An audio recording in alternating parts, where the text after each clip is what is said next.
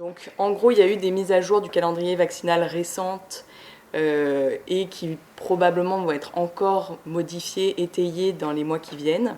Et notamment, ça permet une meilleure couverture des infections à pneumocoque et des infections à méningocoque. Et je dirais que les recos récentes, c'est plutôt pour les méningocoques, et Sophie nous en parlera, et le reco à venir, peut-être plutôt pour le pneumocoque. Donc voilà à quoi ressemble le calendrier vaccinal de 2025. À noter, vous voyez dans ce petit encart bleu ce qui est devenu les vaccinations obligatoires depuis 2018, suite à une grande convention citoyenne qui avait eu lieu et qui avait permis de rendre ces vaccinations imposées. Donc ça veut dire que tout enfant qui va rentrer en collectivité se voit imposer d'avoir un calendrier vaccinal à jour, et sinon il peut être non admis en collectivité, et il peut même y avoir en théorie des procédures pour forcer la vaccination, notamment s'il y a une défiance parentale. C'est très rare qu'on aille jusque-là, la plupart du temps, avec un bon entretien motivationnel réalisé par le pédiatre traitant ou le médecin traitant, ou la PMI, ou un service d'hospitalisation si l'enfant a été pris en charge, on arrive à avoir l'adhésion des parents, et donc on arrive à faire ces vaccinations dans de très bonnes conditions. Et donc ces vaccins couvrent un certain nombre de pathologies qui sont implémentées petit à petit. Il n'est plus possible tous les ans de rendre des vaccinations obligatoires. Il faudrait repasser par des conventions citoyennes. Donc au fur et à mesure des nouvelles recommandations, on va plutôt les proposer sous forme de recommandations. C'est le cas par exemple du rotavirus, qui n'est pas obligatoire mais est recommandé et il est remboursé du coup. Malgré tout, ils ont réussi à faire intégrer, alors que le méningo-C était le seul obligatoire dans les méningocoques, faire intégrer les autres méningos en élargissant le texte de loi. Et donc il y a des choses quand même qui sont possibles. Alors pour cibler justement le pneumocoque, quelle prévention chez l'enfant? Alors déjà repartir du fait que le pneumocoque au départ, l'enfant va l'avoir en portage. Il le côtoie notamment lors de la mise en collectivité, mais déjà au départ dans sa famille, avec notamment quand il y a des fratries. Vous voyez qu'en collectivité, l'enfant, il bave, il attrape tous les objets, il partage, et donc il partage non seulement les objets, les relations, mais il partage surtout les microbes, et ça fait partie du développement de son immunité. Mais malgré tout, c'est comme ça qu'il va se coloniser à la fois à des germes commensaux qui sont plutôt même des germes positifs, défensifs, mais à la fois aussi à des germes pathogènes qui, à la faveur d'une infection virale souvent ou d'autres choses, une immunité diminuée par un traitement immunosuppresseur ou une agression X ou Y. Alors maintenant, j'ai arrêté de dire que ma grand-mère disait n'importe quoi quand elle me disait « Arrête, tu vas prendre froid, mets ton écharpe ». Il y a par exemple des études récentes qui montrent que quand il fait froid, on va avoir une certaine modulation de tout ce qui est molécules protectrices en intranasal, qui fait qu'il y a par exemple une invasivité plus importante pour les virus d'une part, mais aussi pour les germes de portage. Donc tout ça fait qu'on peut développer du pathogène et avoir soit une otite, et c'est plutôt les infections non invasives, soit des infections plus invasives, au premier plan desquelles les pneumonies qui peuvent après conduire à des bactériémies, ou d'emblée des bactériémies, ou des méningites, soit par contiguïté sur l'otite, la sinusite, soit d'emblée après la bactériémie. Donc, tout ça nous fait penser que si on veut protéger l'enfant du pneumocoque, ou des pneumocoques, parce qu'en fait il s'agit de plusieurs sérotypes, eh ben, il faut trouver un vaccin qui donne une immunité à la fois durable, pour pas que ce soit tous les ans on doit se revacciner, alors qu'en fait le portage va être plutôt prolongé et on va se reconfronter à différents sérotypes de pneumocoques avec notre aspect mise en collectivité, mais aussi qu'il faut que ce vaccin il ait le plus possible un effet troupeau pour protéger l'ensemble du groupe, et notamment les plus petits qui ne sont pas encore immunisés, et aussi qu'il soit actif majoritairement sur le portage pour éviter cette invasivité au moment d'un facteur favorisant. Alors, à noter que les taux d'incidence des infections invasives à pneumocoque sont beaucoup plus importantes chez le moins de 2 ans et chez le plus de 65 ans. Donc finalement, on se rapproche de ce que disait Philippe pour les infections à streptoa, que comme on le sait tous, sur la période Covid, par les mesures barrières, par les mesures de confinement, peut-être aussi au départ par une compétitivité virale entre le Covid et d'autres virus, on a eu une baisse des infections virales, mais on a eu aussi une baisse de toutes nos infections bactériennes qui, en effet, on le sait maintenant, sont quand même très pourvoyeuses de co-infection sur infection, sur justement des germes de portage. Et puis récemment, depuis 2022, suite à la levée de toutes ces mesures de confinement, on a eu une réascension avec en 2023 notamment en pédiatrie vraiment une augmentation massive de nos infections invasives, notamment à pneumocoque, comme on a pu le voir aussi à Streptoa. Et vous avez vu le schéma de Philippe où il a montré ce pic d'incidence de Streptoa. La courbe du au-dessus, c'était la courbe des pneumocoques. Et donc vraiment, on a eu cet excès d'infections bactériennes qu'on a mis sur le compte peut-être de la dette immunitaire. C'est une des hypothèses avancées. Il y a peut-être aussi d'autres facteurs qu'on méconnaît. Alors, le lien fort entre infection virale et surinfection bactérienne, il est maintenant très démontré. Vous voyez que ça, c'est même une étude ancienne de 2006, où on montrait déjà que dans les suites des infections à la grippe et des infections AVRS, donc on avait dans les suites des infections bactériennes qui montaient en flèche. Donc là, c'est infection VRS, là, c'est infection grippe, et puis à chaque fois des pics d'infection invasive à pneumocoque. Donc c'est vraiment corrélé. Et sur le plan physiopathologique, c'est maintenant démontré. Et là, juste pour vous montrer au niveau local ce qu'on avait pu mettre en évidence, en regardant nos urgences pédiatriques Timone et Nord, au moment du Covid, à chaque confinement, on a vu une baisse de fréquentation de nos urgences. Alors c'était tranquille, c'est les années où on a été le moins en difficulté sur nos activités aux urgences. Et ensuite, une recrudescence avec même vraiment un excès de consommation de soins, en lien principalement avec cette recrudescence virale et cette recrudescence de surinfection bactérienne. Et donc je ne vous ai pas mis le détail des chiffres, mais on a vraiment montré sur la circulation virale, les infections cliniquement symptomatiques virales et les surinfections bactériennes, qu'il y avait ces excès de cas en local, comme ça peut être montré dans d'autres études au national et à l'international. Donc sur nos vaccins, qu'est-ce qu'on a à disposition? Pour le pneumocoque, il existe des vaccins polyosidiques conjugués qui sont finalement les meilleurs parce qu'ils ont une bonne immunogénicité, ils ont un effet prolongé dans le temps et un effet sur le portage. Et puis on a quand même un vaccin polyosidique non conjugué qui est moindre immunogène, mais qui jusqu'à présent était quand même très utilisé chez les patients à risque, immunodéprimés, patients avec pathologie pulmonaire chronique, etc. C'est le pneumo 23. Pourquoi? Parce qu'il couvrait plus de valences.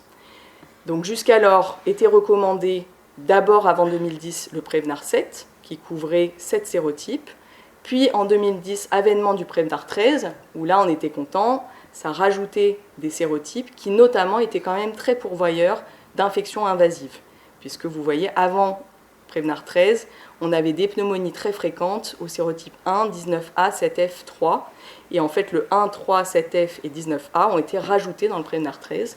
Donc dans les suites, on a vu une baisse importante de ces sérotypes en circulation et donc une baisse quand même des infections invasives à pneumocoque. Puis 2022, sortie du confinement, sortie du Covid, une réascension des infections bactériennes invasives à pneumocoque, notamment chez l'adulte le sérotype 8 et le sérotype 3, étonnamment alors qu'il était contenu dans le vaccin Prevnar 13, et chez l'enfant le 24F.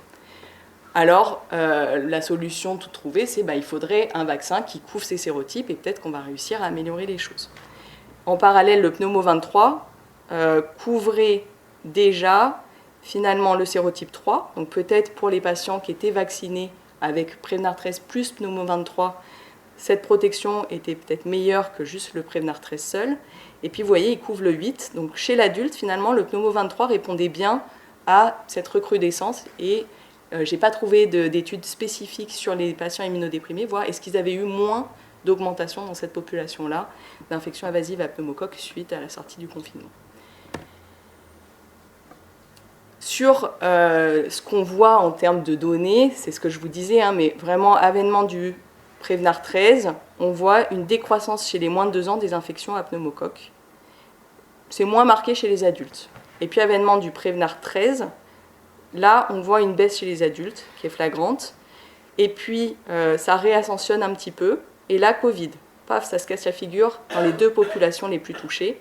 Et puis, progressivement, ça réascensionne. Et on se retrouve là, maintenant, on va dire 2024, au taux d'avant Covid, donc au taux de 2019, dans les deux populations. Pour les autres populations, tous âges confondus, cette diminution, elle est moins flagrante. Et vous voyez, chez les grands enfants notamment, et chez les adultes qui sont cette courbe-là, voilà, on est sur des taux qui sont moins modulés par l'impact de la vaccination.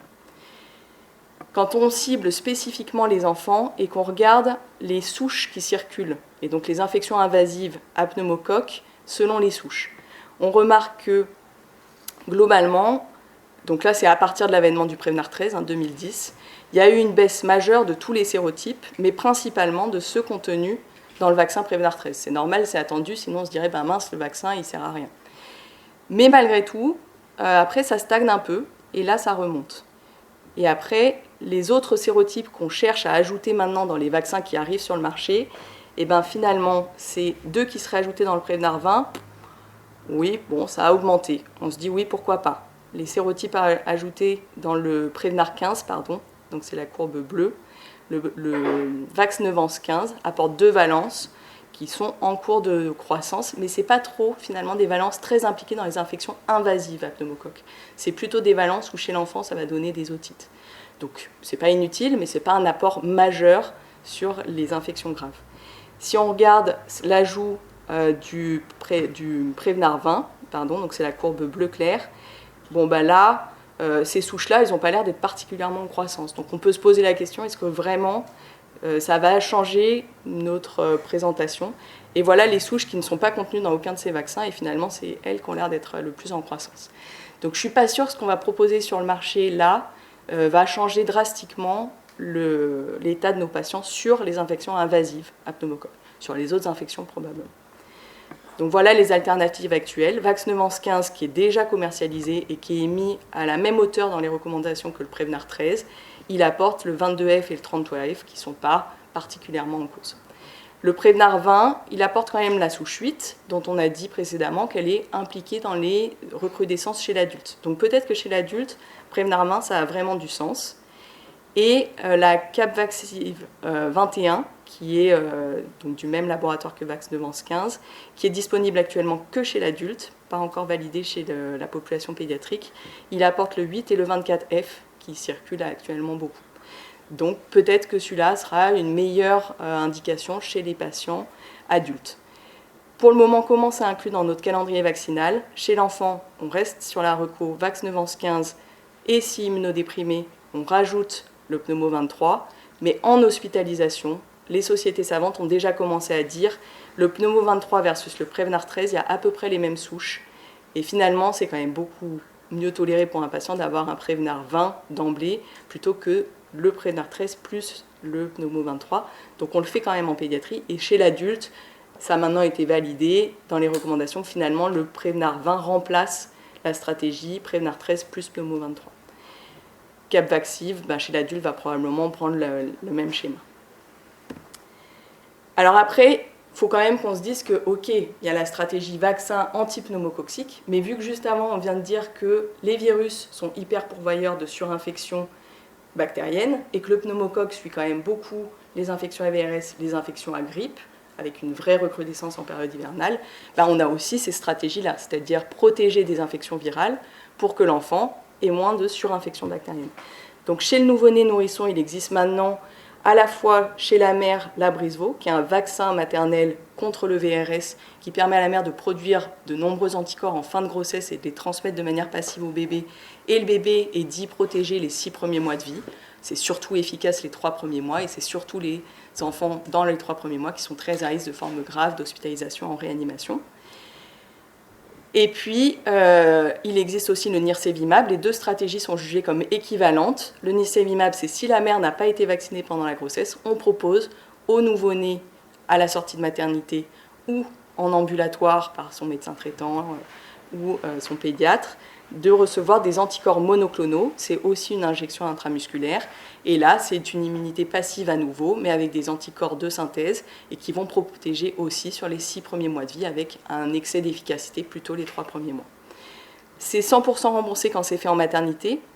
Attention, quand c'est fait, le coche a été loupé en maternité, soit parce que ça n'a pas été proposé, soit parce que la famille a hésité, se disant mon bébé est quand même tout petit, je le ferai après.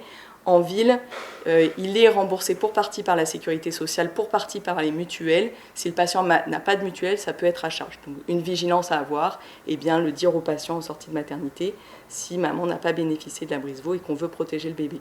L'Abrysvo, quant à lui, est 100% remboursé puisqu'il tombe à un moment donné où la mère est en régime 100%, donc il n'y a pas de sujet là-dessus. Pour la grippe, c'est les recos finalement récentes qui disent que ça y est, maintenant l'enfant rentre sans aucune condition dans l'indication de vaccin antigrippal de 2 à 17 ans. Et pour les plus petits, parce que c'était plus compliqué à mettre en place et qu'ils pensaient aussi qu'il y aurait plus de réticence, en tout cas différentes raisons, il peut être fait dès 6 mois en cas de facteur de risque et en réalité on peut même le faire avant, mais il faut juste modifier le dosage pour pouvoir apporter les choses de manière adaptée. Donc toutes ces stratégies sont à avoir en tête pour essayer d'améliorer le plus possible le devenir de nos patients, éviter ces surinfections, éviter ces infections invasives et des complications qui peuvent être sévères, des méningites avec des séquelles, et notamment le pneumocoque est très pourvoyeur de séquelles neurologiques et auditives. C'est pour ça qu'au moment des méningites aiguës, on apporte de la dexaméthasone pour essayer de baisser ces effets secondaires. Ça reste un lourd fardeau au niveau de la pédiatrie, et donc si on peut réussir à améliorer ça, c'est très positif. Je vous remercie.